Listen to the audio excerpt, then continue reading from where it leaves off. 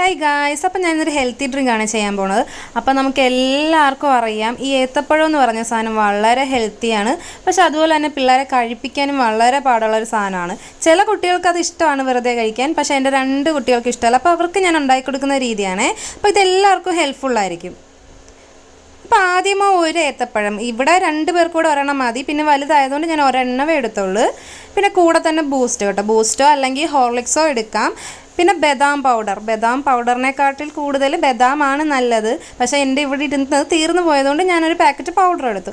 പിന്നെ പീനട്ടിനെ പറ്റി ആർക്കും പറഞ്ഞു തരേണ്ട ആവശ്യമില്ല. പിള്ളേർക്ക് ഏറ്റവും ഹെൽത്തി ആയിട്ടുള്ള സാധനമാണ്.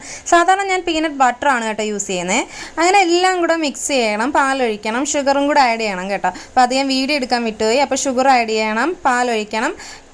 അങ്ങനെ എല്ലാം കൂടെ നല്ല ലൂസ് പരുവത്തെ അടിച്ചെടുക്കണം കേട്ടോ. അപ്പം ഞാൻ പാല് ഫ്രീസറിൽ വെച്ച് കട്ടയാക്കിയിട്ടൊന്നും ഇടത്തില്ല.